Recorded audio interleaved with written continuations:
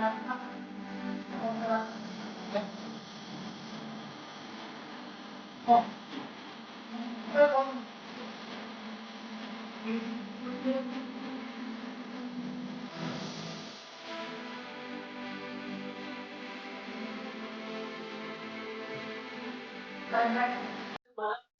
Everyone, उम्मीद करता हूँ आप सभी लोग स्वस्थ हैं, तैयारी अच्छी चल रही है। CHSL एग्जामिनेशन आपका स्टार्ट हो चुका है, तो हमने 5 लाइव मॉक्स प्रोवाइड करने का प्रॉमिस किया था और हमने प्रोवाइड किए भी हो चुके हैं सारे। सबका एनालिसिस भी मैंने करा दिया। लास्ट मॉक बचा हुआ है 5, इसका क्विक एनालिसिस करेंगे। एग्जाम का लेवल आपके एग्जाम जैसा ही होना चाहिए, ठीक है। तो ओवरऑल सेफ स्कोर क्या रहेगा इस मॉक में, बाकी सारी चीजें डिस्कस करेंगे। बाकी जिन लोगों ने अभी तक लाइव मॉक 5 नहीं दिया, if you want to attempt you can attempt. RB की वेबसाइट पे जाएंगे, लाइव टेस्ट में जाके आप ये टेस्ट अटेम्प्ट कर सकते हैं, या फिर आरबी की एप्लीकेशन पे भी अटेम्प्ट कर सकते हैं। टेलीग्राम चैनल से जरूर जुड़े, क्योंकि सारी इन्फॉर्मेशन, सारे अपडेट, सारे वीडियोज के लिंक्स यहाँ पे मिल जाते हैं। बाकी चैनल को सब्सक्राइब नहीं किया तो सब्सक्राइब कर लीजिए, क्योंकि मैं देख रहा हूँ काफी टाइम से यूट्यूब नोटिफिकेशन ही नहीं भेज रहा है हमारी वीडियोज के स्टूडेंट्स तक, तो उन्हें फिर दिक्कत आ रही है। इसलिए टेलीग्राम चैनल से भी जुड़ जाइए, वहां पे भी आपको वीडियो का लिंक डाल दिया करेंगे। साथ के साथ आप चैनल को सब्सक्राइब करके बेल आइकन जरूर दबाएं, जिससे कि आपके पास जो भी नई वीडियो आए उसका अपडेट मिलता रहे, आपके पास कोई मिस आउट ना हो आपकी वीडियो, ठीक है। काफी लोग बहुत कहते हैं सर आपने इस टॉपिक के ऊपर वीडियो नहीं बनाई, या ये इस चीज पे आपने वीडियो नहीं डाली, और मैं कहता हूँ यार ये वीडियो तो 4 दिन पहले डाल दी थी मैंने, जो आप आज बता रहे हो मुझे। तो बहुत सारी चीजें ऐसी हो जाती हैं, तो इसलिए आप चैनल से जुड़े हैं तो सब्सक्राइब भी करें और बेल आइकन भी दबाएं। और फिर भी टेलीग्राम चैनल एक बैकअप प्लान रहता है कि कोई वीडियो बाई चांस बच्चों तक यूट्यूब रिकमेंड नहीं कर रहा, तो हम टेलीग्राम पे एटलीस्ट आपको मिल जाए सारी चीजें, ठीक है। और बाकी जो पीडीएफ है, अपडेट्स हैं, वो सारा आपको टेलीग्राम पे ही मिलता रहता है। चलिए मॉक के एनालिसिस पे चलते हैं सीधा। ये मॉक का जब मैंने एनालिसिस वीडियो बना रहा हूँ तो 4000 से ज्यादा लगभग लोगों ने दिया है, और बाकी अभी तक जब आपके पास ये वीडियो पहुंचेगी तब हो सकता है 5000 तक बच्चे दे चुके हों, ठीक है। इस मॉक की अगर मैं बात करूं, एवरेज स्कोर यहाँ पे 116 दिखा रहा है, और ज्यादातर लोगों का स्कोर 126 से 130 के बीच में है। हालांकि इसका एवरेज स्कोर अगर मैं पिछले 4 मॉक से कंपेयर करूं तो इतना नहीं जाता। इस मॉक में जो अटेम्प्ट करने वाले लोग हैं वो ज्यादातर वो हैं जो मतलब जिनकी प्रिपरेशन अच्छी है, उन्होंने ये मॉक काफी दी है, अच्छी प्रिपरेशन वालों ने, इसलिए आपको ऐसा दिख रहा है। अगर ओवरऑल एवरेज देखें तो 118.37 चला गया है इसका, और मीडियन स्कोर 124 है। यहाँ पे नंबर ऑफ एस्पिरेंट्स जिनके 180 प्लस है वो 4 है, 160 प्लस 76 है, 150 प्लस 325, 140 प्लस 826 कैंडिडेट्स हैं। ओवरऑल सारे कैंडिडेट्स का आप देख सकते हैं लगभग कितना कितना स्कोर करा है, उनका परसेंटाइल स्कोर भी देख सकते हैं आप कि क्या क्या आप बन रहा है, ठीक है। तो अगर आप इसमें 140 प्लस लेके आ रहे हैं तो आपके 80 परसेंटाइल बनेगी इस पर्टिकुलर मॉक में। एवरेज स्कोर अगर रीजनिंग की बात करें 45 है, मीडियन 47.5, वेरी इजी मॉक, तो ये इजी कैटेगरी में जाएगा रीजनिंग। 50 आउट ऑफ 50 स्कोर करने वाले 976 एस्पिरेंट्स हैं। एग्जाम से पहले का मौका तो ज्यादा मुश्किल, वैसे भी हम कोशिश करते हैं ना जाए, आप रियल एग्जाम के हिसाब से चीजों को करके जाए। जीके की बात करेंगे तो एवरेज स्कोर 16 है। जीके का लेवल भी हम मॉडरेट साइड ही रख सकते हैं, ना जब बहुत ज्यादा इजी ना डिफिकल्ट, ठीक है। ओवरऑल आप देखेंगे लोगों ने कितना कितना स्कोर किया है, ठीक है। अगर मैं सेफ स्कोर की बात करूं इस पर्टिकुलर मॉक में जीके का क्या होना चाहिए, तो 24 प्लस अगर आपने स्कोर कर दिया है दैट्स द गुड स्कोर, ठीक है। 30 प्लस सिर्फ 146 कैंडिडेट्स ही ला पाए हैं, 25 प्लस 466। अगर मैथ्स की बात करेंगे एवरेज स्कोर दिखा रहा है 28.47। मैथ्स का लेवल इस मॉक का ऑल्दो बेटर था, बट हुआ क्या कि रीजनिंग आसान थी तो मैथ्स के लिए ज्यादा टाइम मिल गया, तो मैथ्स में बच्चों ने थोड़े नंबर ऑफ अटेम्प्ट ज्यादा कर दिया, वरना मैं एक्सपेक्ट कर रहा था इसमें कि एवरेज स्कोर 25 के आसपास जाएगा, ठीक है। तो ये मैथ्स का रहा, मीडियन स्कोर 30 रहा। आप देखेंगे यहाँ पे 50 आउट ऑफ 50 18 एस्पिरेंट्स ने स्कोर किया, very good. And 40 plus score करने वाले 577 कैंडिडेट्स हैं। जो सेफ स्कोर रहेगा वो 40 प्लस रहेगा, अगर इतना भी कर दिया मैथ्स में तो दैट्स अ गुड स्कोर, ठीक है। हालांकि इसमें 38 प्लस ही होता, मैंने बताया वो रीजनिंग का फैक्टर मिल गया, टाइम ज्यादा मिल गया मैथ्स में, तो बच्चों ने ज्यादा अटेम्प्ट कर दिए। इंग्लिश में एवरेज 29.32 है, मीडियन 30 है, लेवल मॉडरेट कह सकते हैं प्रेजेंट के सिनेरियो को देखते हुए। 50 आउट ऑफ 50 सिर्फ 2 ही स्टूडेंट्स ने किया, इसका खेद है। 45 प्लस जबकि 44 प्लस 96 कैंडिडेट्स आ गए, तो कोशिश करो अपना स्कोर को थोड़ा और इंप्रूव करने की। 30 प्लस स्कोर करने वाले हमारे पास 2259 है, ठीक है। 40 प्लस स्कोर करने वाले 500 है, और यही हमारा सेफ स्कोर भी रहेगा इंग्लिश सेक्शन के लिए कि इससे ऊपर आपको लाना था, ठीक है। किसी सेक्शन में कम, मान लो इंग्लिश में 35 आ गए, मैथ्स में 45 आ गए, बात वही हो गई, ठीक।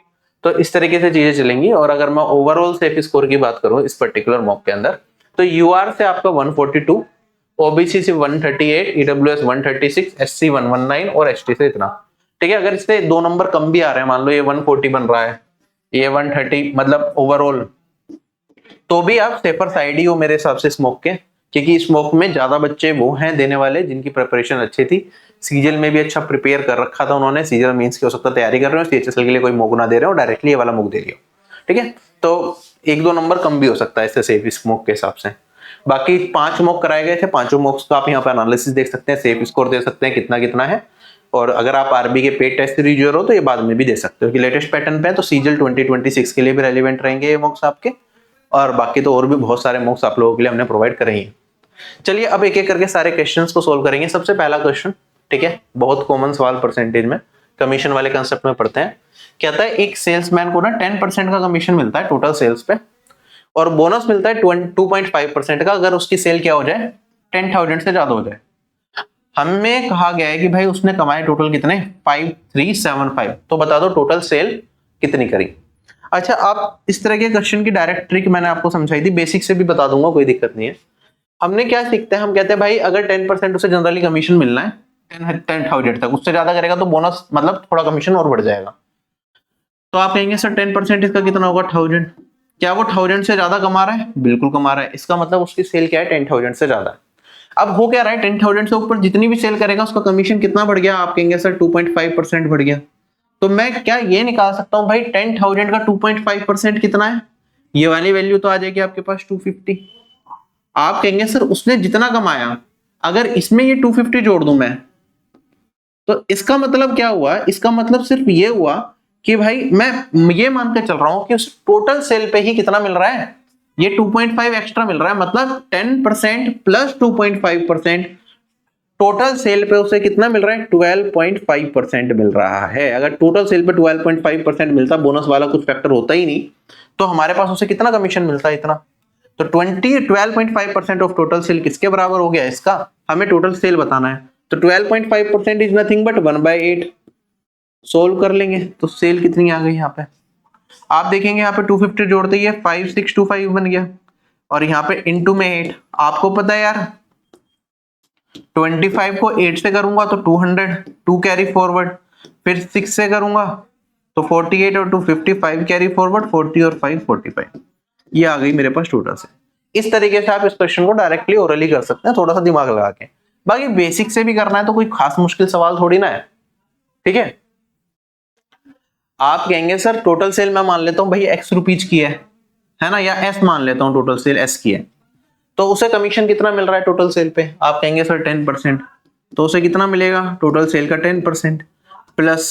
अब आप कहेंगे सर उसे कितनी सेल पे 2.5% का एक्स्ट्रा बोनस मिलेगा? टोटल सेल में से 10,000 घटा दो, ठीक है, क्योंकि 10,000 से जितनी भी ज्यादा सेल करेगा उस पर 2.5% का एक्स्ट्रा बोनस मिलेगा। तो इसमें 2.5% से मल्टीप्लाई कर दिया है, और ये टोटल किसके बराबर आ गया? ये टोटल 5375 के बराबर ही आ गया, है ना। तो कोई बेसिक से भी कोई दिक्कत थोड़ी ना है। आप यहाँ पे भी देखेंगे सेल का 10%, सेल का 2.5, सेल का 12.5% हो गया, और यहाँ पे 2.5% इसका निकालूंगा 250, वो जाके इधर ही बन गया मेरे पास। तो ये कोई मुश्किल काम नहीं है, ये वही चीज करी जो मैंने यहाँ पे आपको ओरली बताई कि आप सोच करने का तरीका अपना ऐसा रख सकते हैं। तो 2 स्टेप लिखने नहीं पड़ेंगे बस, ये बाकी कुछ फर्क नहीं है, ठीक है। कुछ लोग होते हैं बस ये बता देते हैं भाई ऐसे सोच लो, बेसिक बताते नहीं है। अब हर बच्चा एकदम डायरेक्ट मेथड पे नहीं जा सकता, उसे बेसिक भी पता होना चाहिए। तो ये बेसिक अप्रोच भी आपको माइंड में रखनी है कि भाई बेसिक ऐसे बनता है। इसमें क्वेश्चन में कुछ भी घुमा दे तो बेसिक आपको पता तो कोई दिक्कत ही नहीं है। बताओ बेसिक से तो क्या आप ये कर सकते थे? नहीं कर सकते। आप मुझे ये बताओ, ये हमारा दूसरा ही क्वेश्चन है, सिर्फ 28% लोगों ने करा। क्या हम इतना भी एग्जाम में दिमाग नहीं चला सकते? क्या इस कैलकुलेशन में भी ज्यादा टाइम लगेगा? पैनिक मत करो एग्जाम में, अगर सिंसियरली आप करोगे ये अप्रोच, चलो छोड़ दो, बेसिक तो पकड़ लो, ये कर लोगे तब तो हो जाएगा। यही चीज मैं सिखाता हूं, लेकिन बच्चे ना ज्यादा ट्रिक्स के पीछे भागते हैं और बेसिक अपना कमजोर कर लेते हैं। ये वाला क्वेश्चन थोड़ा बढ़िया था, ठीक है। इस क्वेश्चन को हम एक बार लास्ट में करेंगे, ठीक है। इसमें थोड़ा सा टाइम भी लगेगा, बाकी क्वेश्चंस भी देखते हैं। जैसे ये वाला क्वेश्चन 50% लोगों ने कर लिया। अब ये डायरेक्टली ट्रिक पे पेस्ट है। कहता है ए और बी मिलके एक काम को कितने दिन में कर सकते हैं? एक्स डेज में कर सकते हैं। ए अकेला करेगा तो उसे x + 7 डेज लगेंगे, और बी अकेले करेगा तो उसे x + 28 डेज लगेंगे। तो हमें यह बता दो कि भाई ए और बी मिलके काम का 5 भाग 7 कितने टाइम में करेंगे? आपने ये कंसेप्ट पढ़ा है या नहीं पढ़ा ये बताओ। अगर ए और बी को मिलके अकेले काम करने में इतना टाइम लग रहा है, ए अकेला उनके कंबाइंड टाइम से इतना फालतू ले रहा है, बी अकेला उनके कंबाइंड टाइम से इतना फालतू ले रहा है, तो एक्स का मान मतलब ए और बी का जो कंबाइंड टाइम होता है वो किसके बराबर होता है, जो ए को एक्स्ट्रा टाइम लगा और जो बी को एक्स्ट्रा टाइम लगा इनके रूट के। तो ये वाली वैल्यू हमारे पास आ जाती है। आप देखेंगे ये 7 इंटू 4 है, तो 7 इंटू 2 स्क्वायर लिख सकता हूं, तो 7 बाहर आ गया और 2 बाहर आ गया, एक्स का मान आ गया मेरे पास 14। अब ये निकल गया कि भाई दोनों मिलके 14 डेज में पूरा काम कर सकते। हमसे पूछा दोनों मिलके 5/7 टोटल वर्क का कितने टाइम में करेंगे, तो आप कहेंगे सर 14 इंटू में 5/7 और ये वाली वैल्यू हो जाएगी यहाँ से कटा 2 और इंटू में 5 10 डेज। ये विदाउट पेन करने वाले सवालों में से एक था, सही बता रहा हूं मैं आपको, इसमें पेन नहीं चलाना था आपको। अगर आपने टाइम एंड वर्क ढंग से करा, अगर हम बेसिक क्लासेस जो टाइम एंड वर्क की करते हैं उसकी स्टार्टिंग की 3 क्लासेस भी देखी होंगी, तो ये ट्रिक सब पढ़ाते हैं। मैं नहीं, सारे टीचर्स पढ़ाते हैं इस ट्रिक को, ठीक है, क्योंकि बहुत कॉमन ट्रिक है, बहुत सवाल आते हैं इस चीज पे। अगला सवाल, अब जैसे ये वाला सवाल है, ये भी आपका एक ज्योमेट्री के कंसेप्ट पे बेस्ड है, इन सेंटर का। कहता है एक ट्राइंगल है एबीसी जिसका पेरीमीटर हमें दे रखा है कितना, 32 दे रखा है। अब यहाँ पे ये फालतू की चीजें लिख दी टीम ने, ये सब हटाओ, इसकी जरूरत नहीं है।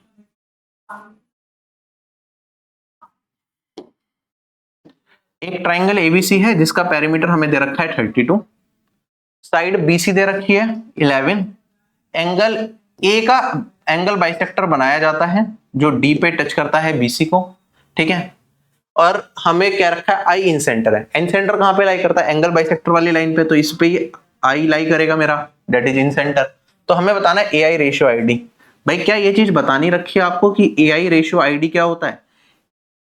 ए आई रेशियो आई डी मेरे पास होता है किसके बराबर, भाई ये वाली साइड को अगर मैं ए से, ये वाली साइड ए बी को ए मान लूं, इसे ए सी को सी मान लूं और इस वाली साइड को बी मान लूं, तो मैं कहता हूं भाई ए वर्टेक्स से 2 साइड जा रही हैं, ठीक है, तो इन दोनों का सम कर दो, ये हो जाएगा ए प्लस सी, और यहाँ पे जो सामने वाली साइड है कि जहां पे डी लाई कर रहा है वो नीचे कर दो, क्योंकि यहाँ पे डी आ गया, ठीक है। ए था तो ए से 2 साइड जा रही थी तो हमने ए कर दिया, डी को देखूं तो एक ही साइड जा रही है तो ये आ गया मेरे पास बी। ये डायरेक्ट फॉर्मूला हमने पढ़ा था कि भाई ए आई रेशियो आई डी, जहां पे आई इन सेंटर होता है, ये फॉर्मूला होता है इसका। अब इसे सोल्व करना कितना आसान है, आप कहेंगे सर देखो बी का मान दे रखा है 11, पेरीमीटर दे रखा है 32, तो a प्लस बी प्लस सी कितना हो गया, टोटल 32 हो गया, 32 में से 11 घटा दो तो ये हो जाएगा a प्लस सी, और ये वाली वैल्यू होगी 21/11। ये क्वेश्चन खत्म हो गया। अब इसका प्रूफ कर रहा है तो वो तो ज्योमेट्री की क्लासेस में करा रखा है, ठीक है, उस पर जाने की जरूरत नहीं है, वो थोड़ा एंगल बाइसेक्टर थ्योरम वगैरह यूज करके हम इसका प्रूफ निकालते हैं ये, ठीक है। लेकिन क्या इसमें कुछ दिक्कत थी, ये कंसेप्ट भी सभी लोगों ने पढ़ाते हैं, आपने पढ़ा ही होगा, ठीक है, क्लासेस में प्रूफ भी करा रखे हैं इनके। अगर मैं बात करता हूं यहाँ पे x² - 6x + 1 0 के बराबर दे रखा है, x 0 से 1 के बीच में, तो हमें बता दो x² - 1/x²।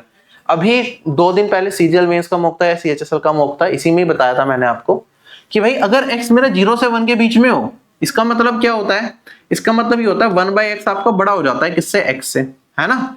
जैसे 0 से 1 के बीच में कोई भी वैल्यू रख लो, मान लो 1/2 है, 0 से 1 के बीच में 0.5, 1/2 अगर x हो गया तो उसका इनवर्स कितना हो जाएगा 2, क्या ये बड़ा हो जाएगा 1/2 से, है ना। तो अगर 1/x बड़ा है x से तो 1/x² भी क्या हो जाएगा, बड़ा हो जाएगा x² से, तो ये वाली वैल्यू क्या नेगेटिव आएगी। अब नेगेटिव आएगी तो 4 ऑप्शन में एक ही ऑप्शन नेगेटिव है, यही आंसर होगा। कंसेप्ट क्लियर है, खत्म हो गया क्वेश्चन, कुछ नहीं करना था इसमें। 30% लोगों ने सिर्फ सही किया, बाकी लोग गलत मार के आ गए। कुछ लोग तो यहाँ पे 24√2 ऑप्शन ए मार के आ गए जो गलत है। बाकी बेसिक से करोगे तो आप इसे सिंपलीफाई कर सकते हो। आप कहोगे सर 6x को पहले उधर लेके जाएंगे फिर x से डिवाइड करेंगे तो x + 1/x 6 आ जाएगा, ठीक है, स्टेप्स पता ही है आपको। x + 1/x मिल गया, x² - 1/x² क्या होता है, x + 1/x इंटू में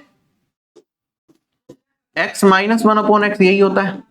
अब यहाँ पे ये तो हो गया मेरे पास 6, और ये वाली वैल्यू क्या होगी, x - 1/x, वो आपको बता रखा है कि भाई x + 1/x दे रखा हो तो x - 1/x होता है मेरे पास, प्लस माइनस रूट के अंदर x + 1/x का होल स्क्वायर, माइनस में 4, प्लस से जब माइनस में जाते हैं तो, है ना। तो हमारे पास यहाँ पे वैल्यू आ गई प्लस माइनस रूट में 6² माइनस में 4। लेकिन हमें पता है भाई 1/x बड़ा है x से, तो ये वाली वैल्यू क्या आएगी, नेगेटिव आएगी, तो प्लस माइनस लिखने की जरूरत नहीं है, ये सिर्फ डायरेक्टली आप नेगेटिव लगा दो। तो मेरे पास यहाँ पे ये वाली वैल्यू 36 - 4 32, 32 क्या होता है 4√2 नेगेटिव का, तो 6 इंटू में -4√2, और ये वाली वैल्यू कितनी आ गई माइनस का 24√2। ठीक है, कोई तकलीफ नहीं। अगले सवाल पे चलते हैं। अब देखो ये वाला सवाल है, कहता है मेरे पास 3 लोग हैं, उमेश है, मंजीत है और मेरे पास रमेश है। इन्होंने एक बिजनेस स्टार्ट करा है। इनकी इन्वेस्टमेंट का जो रेशियो है वो दे रखा है 2:3:4 और इनके जो इन्वेस्टमेंट पीरियड का रेशियो मतलब टाइम का रेशियो है ये है 5:6:9। ठीक है, आपको पता है प्रॉफिट क्या होता है, इन्वेस्टमेंट इनटू टाइम। तो प्रॉफिट का रेशियो कितना हो जाएगा, इन दोनों को मल्टीप्लाई, इन दोनों को मल्टीप्लाई और इन दोनों को मल्टीप्लाई। तो आप क्या होगे सर 10, 18 और ये वाली वैल्यू हो गई 36। जैसे और सिंप्लीफाई कर दें तो 5:9:18 हो गई, कोई दिक्कत नहीं है। आगे बढ़ते हैं। जो प्रॉफिट होता है टोटल उसका 20% रेंट पे और मेंटेनेंस पे चला जाता है ऑफिस की। ठीक है, रिमेनिंग प्रॉफिट इनमें डिस्ट्रीब्यूट किया जाता है इनके product of investment and time के प्रोपोर्शन में। ऑब्वियसली बात है वो हमने पहले ही निकाल लिया कि इस रेशियो में इनमें प्रॉफिट बांटा जाएगा। कहता है कि जो डिफरेंस है उमेश और मंजीत के प्रॉफिट में, ये उमेश ये मंजीत, इनके प्रॉफिट में डिफरेंस कितने का है, 4 रेशियो का। ये किसके बराबर दे रखा है, ये 6,984 के बराबर दे रखा है। हमें बताना है कि भाई टोटल प्रॉफिट कितना है। अब जब टोटल प्रॉफिट की बात करी ना, इन्होंने कहा कि पहले जो प्रॉफिट हुआ उसका हमने 20% खर्च कर दिया। हालांकि आप जब हम प्रॉफिट निकालते हैं तो जो खर्चे हैं वो हटा के निकालते हैं, लॉजिकल तरीका ये होता है। लेकिन पार्टनरशिप वाले क्वेश्चंस में जनरली यही होता है कि आप पहले टोटल प्रॉफिट निकालते हैं, उसके अंदर एक्टिव पार्टनर्स की, फिर उसके बाद सैलरी देते हैं, फिर बाकी का इन्वेस्टमेंट के रेशियो में बांटते हैं, यही करते हैं ना। तो इसमें भी ऐसा ही होगा कि टोटल प्रॉफिट है उसमें से जो है हमारा रेंट वगैरह फिर पहले वो बांटेंगे, फिर बाकी लोगों में बांटेंगे। तो टोटल प्रॉफिट हम एक तरीके से यहाँ पे रेवेन्यू की बात कर रहे होते हैं। ठीक है, तो यहाँ पे हमें टोटल रेवेन्यू बताना है अगर हमारे पास इन दोनों का डिफरेंस इसके बराबर है। आप कहेंगे सर चलो ये चीज दे रखी है 4 रेशियो के बराबर, हमें निकालना क्या, पहले तो इन सब का सम कर दो। 27 और 5 32 रेशियो। तो 32 रेशियो किसके बराबर होगा, आप कहेंगे सर इसमें 8 से मल्टीप्लाई करना पड़ेगा, तो इसमें भी 8 से मल्टीप्लाई कर दो, है ना। ये आ गया मेरे पास 32 रेशियो। ये लिख देता हूं 6,984 इंटू में 8। अब मेरे पास क्योंकि भाई 20% तो मेरा टोटल प्रॉफिट का क्या हो गया, रेंट पे चला गया, तो ये जो प्रॉफिट है जो इन चारों में बटा है ये किसके बराबर होगा, 80% के बराबर होगा। अगर टोटल प्रॉफिट को मैं 100% मान के चलता हूं तो ये वाला पार्ट किसके बराबर है, ये तो 80% के बराबर हुआ ना। तो 100% बनाने के लिए आप कहेंगे सर डिवाइडेड बाई 80% इंटू में 100%, ये मेरा आंसर आएगा। तो डिवाइडेड बाई 80% इंटू में 100%, ये क्या हो जाएगा, मेरा टोटल प्रॉफिट हो जाएगा। आप देखेंगे परसेंट से परसेंट कट गया, 1 0 से 1 0 गई, 8 से 8 गया, खत्म हो गया क्वेश्चन। 69840, ये मेरा इस क्वेश्चन का आंसर ऑप्शन नंबर 1 करेक्ट। कोशिश करा करो कैलकुलेशन सबसे लास्ट में करो, ये मत करो भाई 4 रेशियो देखा पहले एक रेशियो निकाल लिया, फिर 32 से मल्टीप्लाई कर दिया, फिर 80 से डिवाइड कर दिया, फिर 100 से मल्टीप्लाई कर दिया। एक एक स्टेप में जाओगे फंस जाओगे। मैं यहाँ पे आपके लिए क्लासेस लेके आता हूँ, इसका मतलब यही होता है कि आपके मेथड को थोड़ा सा बस इंप्रूव कर पाऊं, जिससे कि एग्जाम में सीख आपने रखा है उसे बेटर तरीके से इंप्लीमेंट कर पाओ। अगला सवाल हमारे पास कहता है कि भाई एक शॉपकीपर ने 3 कॉन्जिक्यूटिव डिस्काउंट दे दिए, 10%, 12%, 13% का, और उसके बाद भी वो आर्टिकल को 20% के प्रॉफिट पे बेच पा रहा है। हमें बताना है प्रॉफिट परसेंट क्या होगा अगर वो सिर्फ 10 और 13% का डिस्काउंट दे। अरे यार ऐसे सवाल बेसिक सवाल है ना, इसे सिर्फ 24% लोगों ने किया। क्या था इस क्वेश्चन के अंदर, अब ध्यान से देखिए, मेरे पास कुछ एमआरपी रहा होगा, पहले मैंने एक 10%, 12% और 13% तीन डिस्काउंट देने और बाद में मैं 2 ही दे रहा हूं। हालांकि मैं अभी जो स्टेप लिखूंगा लिखने की जरूरत नहीं है, बट फिर भी ध्यान से लिख रहा हूं आप लोगों के लिए। मान लो पहले 10% का डिस्काउंट दिया तो आप कहेंगे सर एमआरपी का 9/10 का बेचेगा। फिर मैंने इसके ऊपर यहाँ पे क्योंकि 13 है तो पहले फिर 13% का दे देता है, तो आप कहेंगे सर 87% पे बेचेगा। अब इसके ऊपर एक और डिस्काउंट दे दिया 12% का, तो आप कहेंगे सर 88% पे बेचेगा। यही हो गया मेरा सेलिंग प्राइस। जब इतने का बेच रहा हूं तो प्रॉफिट है 20% का, तो आप कहेंगे सर ये बराबर हो जाएगा कॉस्ट प्राइस पे 20% का प्रॉफिट मतलब 120%। तो आप 120/100 लिखना चाहो तो 120/100 भी लिख सकते हो, कोई दिक्कत नहीं है। ठीक है, यही स्टेटमेंट दे रखी है। तो पहला सेलिंग प्राइस को मैंने इक्वेट कर दिया। अब कहता है भाई मेरे पास अगर मैं सिर्फ 2 डिस्काउंट दो, एक 10% का और 13% का, मतलब ये वाला और ये वाला, तो मेरे को क्या हो जाएगा, बता दो भाई प्रॉफिट क्या होगा। आप कहेंगे सर ये मेरा अब क्या है, न्यू सेलिंग प्राइस। ये कॉस्ट प्राइस के टर्म्स में क्या मैं निकाल सकता हूं इसे, आप कहेंगे सर 88/100 है, इधर जाके मल्टीप्लाई करवा दो, 100 से 100 कट गया, तो मेरे पास जो न्यू सेलिंग प्राइस आएगा वो कितना आएगा, सीपी इंटू में 120 डिवाइडेड बाई 88, है ना। और ये मेरा एसपी न्यू है, और सीपी को भी अगर मैं इधर ले जाऊं तो आप कहेंगे sir SP nu divided by CP, ये इसके बराबर हो गया। आपको प्रॉफिट बताना है। अब इसे में निकालने में कोई दिक्कत है क्या? आप डायरेक्टली यहाँ पे 8 से काट दोगे तो ये आ गया 11 और ये आ गया 15। 4 का प्रॉफिट है 11 पे, 4/11 कितना होता है? 3636। यही मेरा इस क्वेश्चन का आंसर आएगा या नहीं आएगा? एग्जाम में सिर्फ आपको इतना पोर्शन करना था भाई, ये वाला लिखने की जरूरत भी नहीं थी, क्योंकि सेम 2 डिस्काउंट तो हमें मिल रहे हैं यहाँ पे। क्लियर है या नहीं है ये चीज? चलिए अगले सवाल पे बढ़ते हैं। अब आपके पास कहता है 46 केजी राइस का क्या है सेलिंग प्राइस इतना है, प्रॉफिट जो है वो 20 केजी सेलिंग प्राइस के बराबर है जब मैं सारा बेच रहा हूं, तो कॉस्ट प्राइस बता दो 23 केजी राइस का क्या होगा। अब इस सवाल को कैसे करते हैं मैंने आपको बताया, बस बेसिक से पकड़ लो कि हमें क्या बताना है। हमें प्रॉफिट दिख रहा है 20 केजी सेलिंग प्राइस का, तो प्रॉफिट हो गया 20 सेलिंग प्राइस, ठीक है। 1 किलो सेलिंग प्राइस की वैल्यू मैंने 1 एसपी मान ली, 1 किलो कॉस्ट प्राइस की वैल्यू सीपी मान लेता हूं, तो आप कहेंगे सर प्रॉफिट कब होगा? जब सेलिंग प्राइस में कॉस्ट प्राइस बेचूंगा। ये मेरे पास कॉस्ट प्राइस में सेलिंग प्राइस घटाऊंगा, ये कब आ रहा है 20 सेलिंग प्राइस? जब मैं 46 केजी बेच रहा हूं, तो इनटू में 46। ये मेरे पास पहली इक्वेशन बन गई। अब यहां से आप क्या निकाल सकते हैं? आप कहेंगे सर 20 एसपी है, यहाँ पे मेरे पास 46 एसपी है, तो ये वाली वैल्यू मेरे पास 26 एसपी और ये यहाँ पे 46 सीपी के बराबर आ जाएगा। अब मेरे को किसका मान बताना है? 23 कॉस्ट सीपी का, मतलब कॉस्ट प्राइस ऑफ 23 केजी। तो मेरे पास यहाँ पे वैल्यू निकल के आएगी कि आप कहेंगे सर यहाँ पे 2 से डिवाइड कर दो, तो ये वाली वैल्यू मेरे पास क्या हो गई? 23 कॉस्ट प्राइस के बराबर, यहाँ पे सेलिंग प्राइस। अब हमें दे रखा है 46 केजी का सेलिंग प्राइस है इतना, तो आप कहेंगे सर 1 किलो का कितना होगा? तो भाई ये एसपी वाला पार्ट यहां से हटा दो, ये एसपी 1 किलो का सेलिंग प्राइस के तो मान माना था, 46 केजी का इतना है, तो 1 किलो को क्या होगा? 1380 डिवाइडेड बाय 46। क्या क्वेश्चन खत्म हो गया मेरा? यहाँ पे खत्म हो गया। आप कहेंगे सर इससे काटूंगा तो ये आ गया 30, इससे काटूंगा 13, 13 इंटू में 3 कितना हो गया? 390, और यही मेरा क्या आ जाएगा इस क्वेश्चन का आंसर। क्लियर? स्टेप देख लीजिए, इस तरीके से हमें क्वेश्चन करना है और हमारा आंसर भी निकल जाएगा। कुछ लोग ना गलती क्या करते हैं, वो ये समझने बैठ जाते हैं भाई ये 23 केजी का हमसे पूछा है तो मेरा आंसर 23 का मल्टीपल होगा। भाई जरूरी नहीं है, बिल्कुल भी जरूरी नहीं है कि आंसर 23 का मल्टीपल हो। क्या 390 23 का मल्टीपल है? नहीं है, जबकि यहाँ पे 529 है। गलत तरीके से पढ़ोगे, ज्यादा शॉर्टकट्स के पीछे भागोगे, विदाउट अंडरस्टैंडिंग बेसिक या शॉर्टकट कहाँ लगा सकते हैं कहाँ नहीं, फंसोगे। थोड़ा सा दिमाग ओपन रखना। इस तरह के क्वेश्चंस में जनरली ऐसा होता है कि हम इसी को मैनिपुलेट करके अपना आंसर निकाल पाते हैं, ठीक है। तो हमारा आंसर यहाँ पे आ रहा है। आपको यहाँ पे ये भी थोड़ा सा देखना चाहिए था, ये 46 केजी दिख रहा है ना, 46 और 23 ये तो आपस में फैक्टर है, तो चांसेस है कि जब हम यहाँ पे निकाल रहे होंगे तो ये 46 नीचे आएगा और बाद में 23 मल्टीप्लाई भी करेंगे तो वो कट जाएगा। थोड़ा सा दिमाग ऐसे भी लगाइए ना।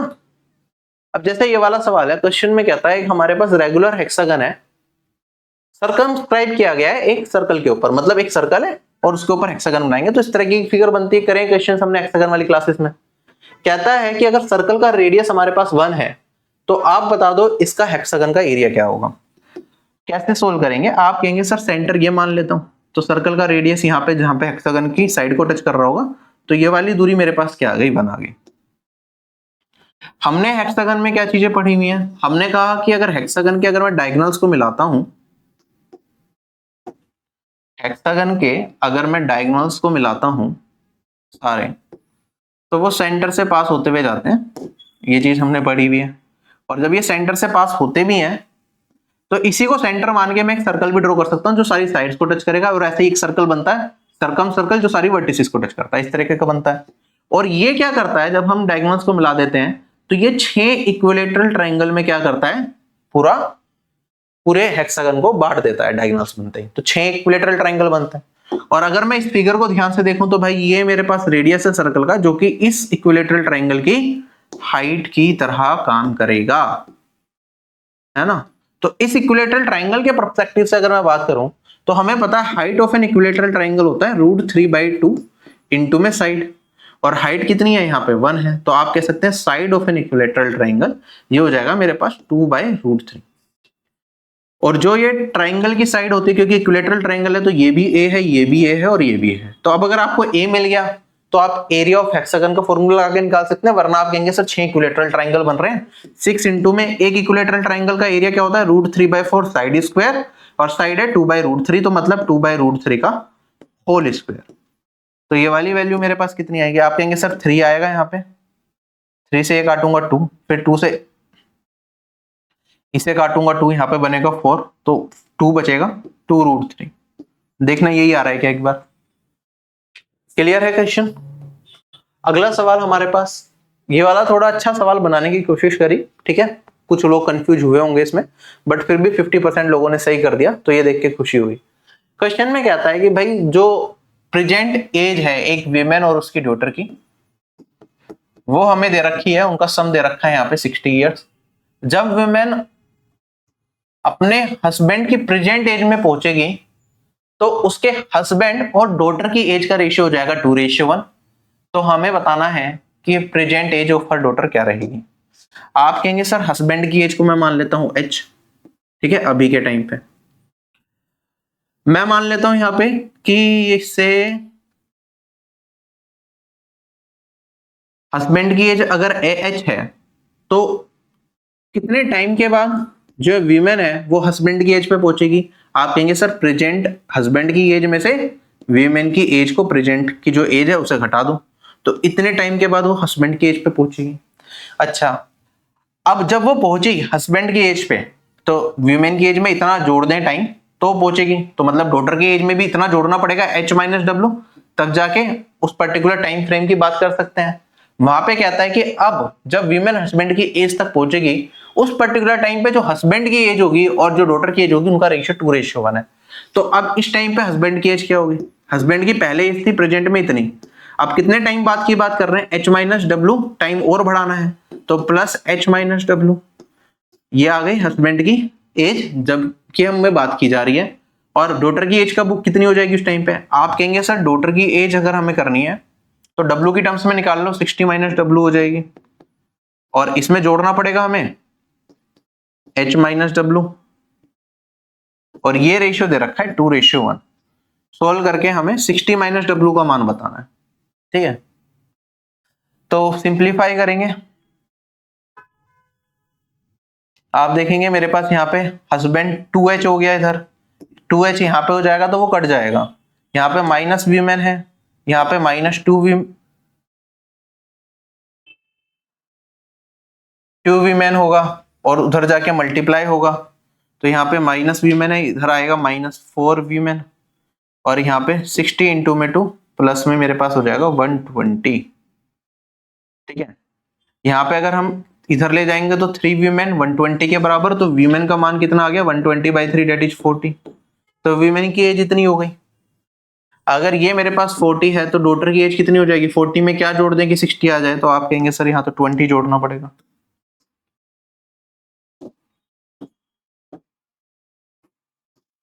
तो 20 विल बी माय आंसर, ठीक है। थोड़ा सा लंबा हो गया, हो सकता कोई बेटर तरीका भी हो, अभी दिमाग में यही आया। अगला सवाल बहुत बार एसएससी एग्जाम में पूछा जा चुका है, कहता है भाई एक साइक्लिक क्वाड्रिलेटरल है ABCD, जिसमें AB क्या है डायमीटर हो गया, ABCD मैंने बना दिया, एंगल ADC ये कौन दे रखा है हमें 118 डिग्री का, हमसे पूछा है BAC का मान, ये वाला कौन बता दो। भाई सबसे पहले तो साइक्लिक क्वाड्रिलेटरल देखते हैं आपके दिमाग में क्या क्या चीजें आएंगे, आप कहेंगे सर अपोजिट एंगल्स का सम 180, तो ये 118 है, तो ये वाला एंगल कितना हो जाएगा 180 माइनस 118, तो ये आ गया 62, ठीक है। अब दूसरी चीज, क्योंकि ये डायमीटर दे रखा है तो डायमीटर का भी कोई रिलेशन यूज होगा, तो आप कहेंगे सर ये डायमीटर क्या करता है, सेमी सर्कल में 90 डिग्री का एंगल बनाता है, तो ये हो गया 90 डिग्री, ठीक है।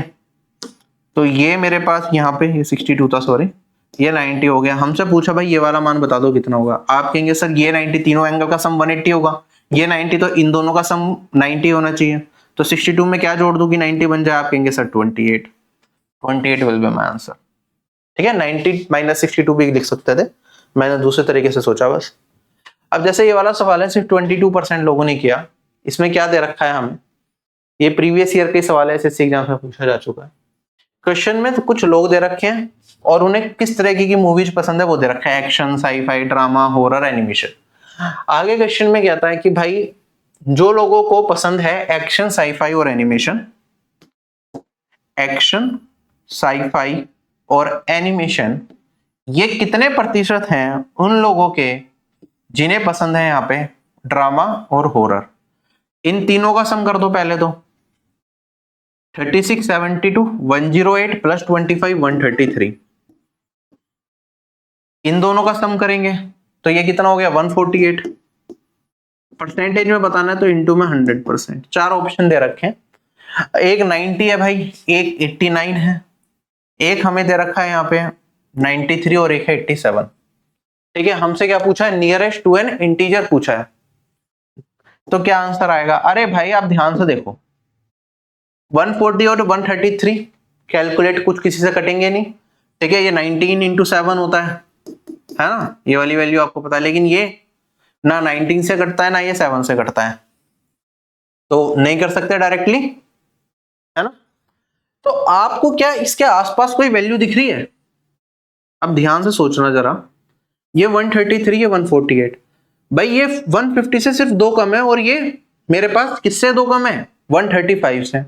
अगर नीचे यहाँ पे डिनोमिनेटर में हल्का सा दो जोड़ दिया जाए और यहाँ पे भी मैं दो जोड़ दूं तो मेरे पास ये 135 आ जाएगा।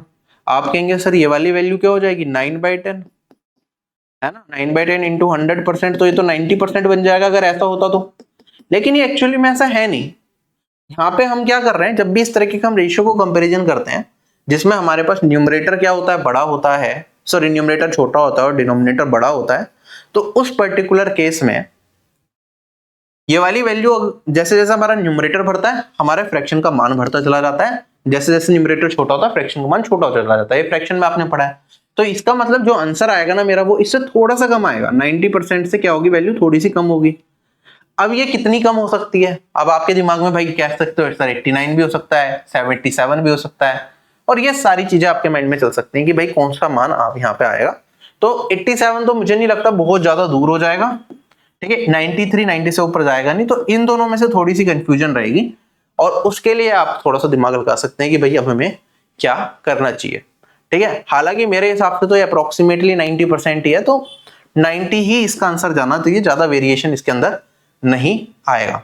ठीक है, तो या तो आप इसे पूरा का पूरा सोल्व करके देख लें कैलकुलेशन करके कि भाई 148 है, पहले हम इसे 148 को मैंने आपको फ्रैक्शन कंपैरिजन वाला पार्ट सिखाया था ना, 133 है, यहाँ पे 148 है।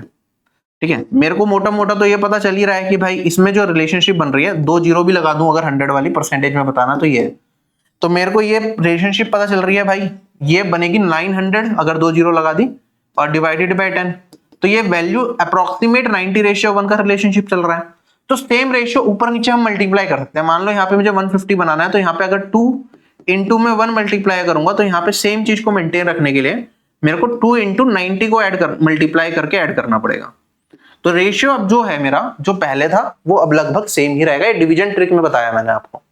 अगर आप यहां से निकालेंगे तो नीचे अब 150 आ गया, कैलकुलेशन आसान हो जाएगी 150 से, और यहाँ पे अगर आप 180 इसमें जोड़ देंगे तो ये मेरे पास 13480 हो जाएगा।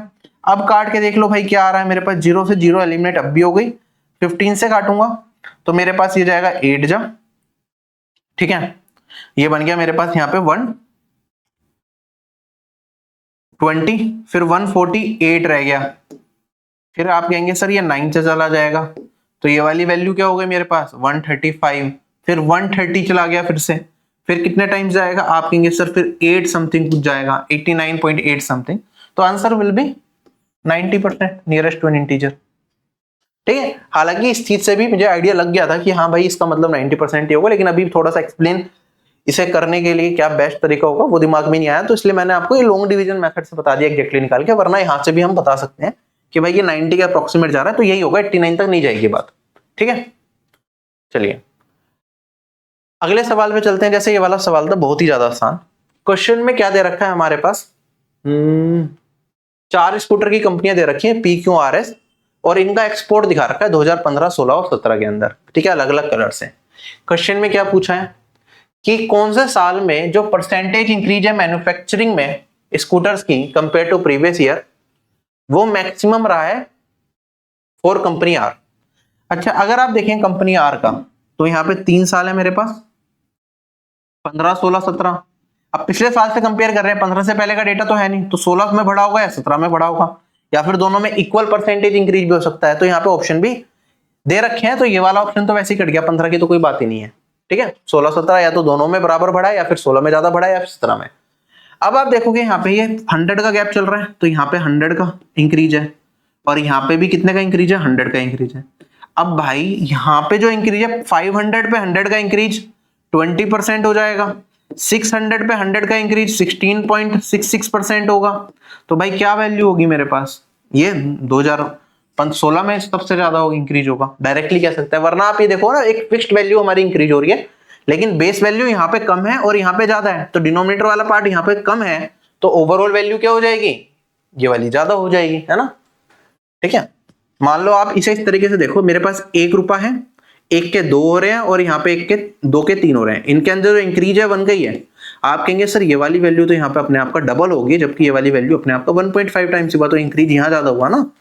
तो अगर बेस वैल्यू मेरा जिससे कंपेयर कर रहे हैं वो छोटा है और इंक्रीज जबकि सेम है दोनों में, तो हमारे पास क्या होगा, ये वाले परसेंटेज ज्यादा होगा, फ्रैक्शन में पढ़ा रखा है। तो ये सारे के सारे क्वेश्चंस थे। बाकी अभी एक क्वेश्चन बचा हुआ है, उससे भी डिस्कस करेंगे। बाकी आरबी की टेस्ट सीरीज, ये सारे मॉक्स आरबी की टियर 1 वाली टेस्ट सीरीज है, उसके अंदर पांचों के पांचों सीएचएसएल के लाइव टेस्ट आप दे सकते हैं। ठीक है, इसमें हमने सीजीएल के न्यू पैटर्न पे 10 मॉक और डाले थे, सीजीएल के टाइम पे वो भी हैं, जो लाइव टेस्ट हुए थे 32 वो भी हैं, इसके अलावा और 50-60 मॉक्स अवेलेबल हैं। तो अगर आप अगले साल की भी तैयारी कर रहे हैं, सीजीएल 2026 की, या फिर सीएचएसएल 2026 को भी लगता है कि इस बार उम्मीद कम है, तो ये सारे टियर 1 के मॉक्स भी आप यूज कर सकते हैं। और ऐसे फिर टियर 2 की टेस्ट सीरीज और बाकी सारी टेस्ट सीरीज आपकी कॉम्बो टेस्ट सीरीज में रहती है। तो वो तो है ही। और सभी लोगों को मेरे तरफ से एग्जाम के लिए बहुत बहुत शुभकामनाएं। आप अच्छे तरीके से अपना एग्जाम दीजिए, बढ़िया तरीके से करिए। एक क्वेश्चन जो छोड़ा था ये भी देख लेते हैं, थोड़ा लंबा है लेकिन कर लेंगे डिस्कस। बाकी सारे कोई भी लंबा क्वेश्चन नहीं था, जो बच्चा की ढंग से तैयारी होगी वो सारे क्वेश्चन इजीली कर लिए होंगे, और इसमें भी कोई मुश्किल नहीं है, बस थोड़ा लंबा है। क्वेश्चन में क्या था कि हमारे पास ना 15,525 रुपीज है, ये बांटे गए किसके अंदर, सुनील, अनिल और जमील के अंदर कुछ इस तरीके से कि भाई अगर इनके शेयर में से 22, 35 और 48 घटा दिए जाए, तो जो पैसा इनके बीच में बटेगा उसका रेशियो रह जाएगा 7:10:13। अब आप कहेंगे सर 7:10:39 के बीच में ये कब हुआ, जब इनके शेयर में से हमने 22, 35 और 48 घटा दिए। तो आप कहेंगे सर इनका जो टोटल है वो बना 30 रेशियो, टोटल में से कितना घट गया। आप कहेंगे सर पहले इतनी वैल्यू थी, इसमें से कितना घट गया टोटल में से, 22 + 35 दैट इज 57 और 48, तो ये हो गया 105। इसमें से 105 अगर घटा दूं तो ये वाली वैल्यू आ गई 420, 15,420। ये इसके बराबर दे रखा है, तो यहां से आप एक रेशियो का मान निकाल सकते हैं। आप कहेंगे सर एक रेशियो का मान 30 से काट दूंगा, तो ये मेरे पास जाएगा 5 जा 1 जा और 4 जा, एक रेशियो 5:1:4। तो आप ये वैल्यू निकाल सकते हैं कि भाई ये अमाउंट घटाने के बाद इनके पास कितना कितना पैसा है। ये आ गया 7 इंटू में 514, इधर है मेरे पास 514 इंटू में 10, और इधर है मेरे पास 514 इंटू में 13। आगे कुछ भी कहता है कि भाई अब इनके जो ओरिजिनल इनके पास पैसे थे ना, उसमें अगर 16, 77 और 37 जोड़ दिया जाए तो भाई उनको ओरिजिनल शेयर का रेशियो क्या होगा। 4 ऑप्शन दे रखे हैं। अब देखो इसमें कैसे करेंगे। आप कहेंगे सर पहले तो ओरिजिनल वैल्यू पे जाने के लिए हमें क्या करना पड़ेगा, इसमें से 22 लिए थे हमने, कम करे थे, तो पहले तो 22 जोड़ो इसके अंदर वापस, फिर और कितने जोड़ना है, 16 और जोड़ने हैं, तो 16 और जोड़ो इसका रेशियो। इसमें से कितने घटाए थे, 35 घटाए थे, तो पहले वो दो वापस, और इसमें 77 और जोड़ने, तो 77 और दो, ये रेशियो। फिर इसमें से हमने क्या करा था, पहले 48 घटाए थे, तो पहले 48 वापस करो और 37 और जोड़ो। अब इनका रेशियो बता दो कि भाई क्या होगा। ये सोल्व करना, तो यहाँ पे थोड़ा सा कैलकुलेशन वाला पार्ट था, बाकी कोई ऐसा नहीं कि हो नहीं पाएगी कैलकुलेशन। आप देखेंगे ये वाला मान कितना आया, 48 बनेगा मेरे पास, 38 सॉरी, और ये वाली वैल्यू 7, 14 7 जा 98 हो गया, 9 कैरी फॉरवर्ड, 35 और 9 44, इन दोनों को जोड़ देंगे तो ये वाला वैल्यू 6 आ गया, 1 कैरी फॉरवर्ड 3। यहाँ पे कुछ कैरी फॉरवर्ड नहीं था, सॉरी मैंने थोड़ा सा गलत कर दिया, 35 है, तो ये होगा 3636। ठीक है, अब 5140 यहाँ तो दिख ही रहा है, यहाँ पे जोड़ दूंगा 35, तो मेरे पास 112 बनेगा। 112 जोड़ूंगा तो 2, 14 और 11, और ये 5, 52 52। यहाँ पे अगर हम देखें तो 13 इंटू में 4, 5 कैरी फॉरवर्ड, 1 कैरी फॉरवर्ड, और यहाँ पे 66। थोड़ी सी कैलकुलेशन है यहाँ पे, इसमें ये दोनों वैल्यू को जोड़ेंगे तो इसमें पहले 48 जोड़ दो, तो 6730 और 6767, ये बन। अब भाई यहाँ पे ये नंबर देख के कुछ याद आ रहा है? आप देखोगे ये 2 डिजिट, ये 2 डिजिट सेम है, ये 2 डिजिट, ये 2 डिजिट सेम है, और ये 2 डिजिट, ये 2 डिजिट सेम है। हमने कंसेप्ट पढ़ा था कि भाई ए बी की फॉर्म कब आती है? जब मैं ए बी के अंदर क्या मल्टीप्लाई कर दूं, 101 से कर दूं। नंबर सिस्टम में पढ़ा था हमने ये, और नंबर सिस्टम का देखो कॉन्सेप्ट यहाँ पे यूज हो रहा है।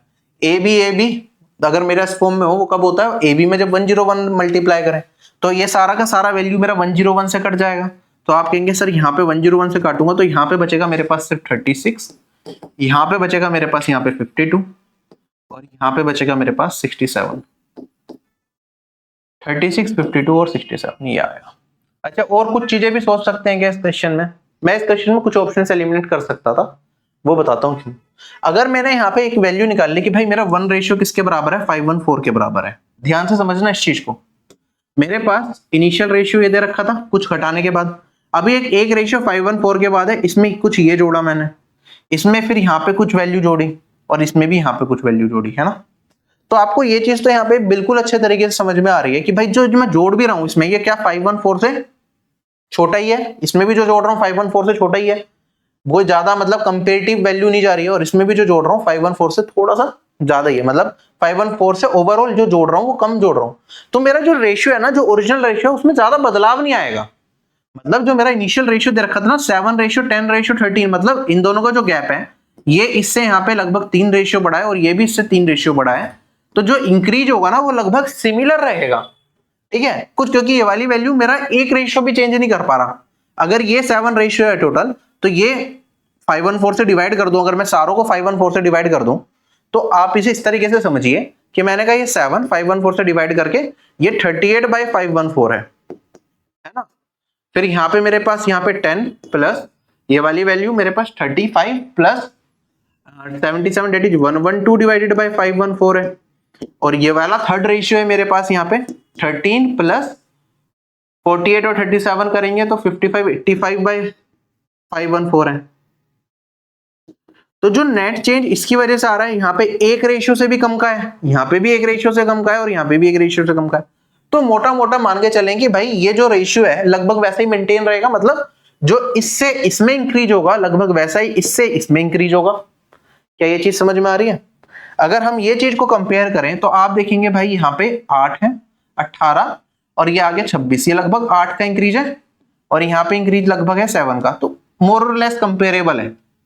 यहाँ पे हम देखेंगे ये तो भाई डबल से भी ज्यादा हो गया। क्या 7 है, 7 का डबल होता है 14, तो क्या 18 का डबल कितना हो जाएगा भाई? 36। 36 से भी ज्यादा हो गया है, तो डबल से भी ज्यादा, जो कि पॉसिबल ही नहीं है। लगभग ये इसका कितने टाइम्स आ रहा है? लगभग मैं कह सकता हूँ 1.5 टाइम्स के, लगभग 1.5 गुना के आसपास जा रहा है, इससे ज्यादा तो नहीं जा रहा ना, 1.5 गुना से भी थोड़ा ही कम है। तो क्या ये 1.5, ये तो डबल से भी ज्यादा जा रहा है, तो नहीं हो सकता। ये छोटा हो गया इससे, क्या पॉसिबल है ये इससे कम हो जाए? नहीं। यहां पे हम देखेंगे 36 है, 54 है, 36 का डबल कितना होता है भाई? या 1.5 गुना कितना होता है? 54 होता है। डबल से थोड़ा सा छोटा होना चाहिए, डबल से थोड़ा सा छोटा है, तो ये भी हो सकता है। और यहाँ पे गैप है 16 का, और आप यहाँ पे देखो गैप कितने का है? 15 का। तो ये भी एक थोड़ा सा मेरा क्लोज जा रहा है आंसर। तो ये और ये इन दोनों में से आंसर हो सकता है, बाकी दोनों तो हम वैसे भी इग्नोर कर सकते हैं। अगर आप यहाँ पे कैलकुलेशन से डर रहे थे तो 2 ऑप्शन डिलीट किए जा सकते थे, लेकिन सारा नहीं कर सकते थे डिलीट, ठीक है। और अगर आपको और भी ज्यादा डर था कैलकुलेशन का, लेकिन फिर भी बात बनती नहीं हमारी, जैसे 2 ऑप्शन पे हम पहुंच भी गए थे क्लोज,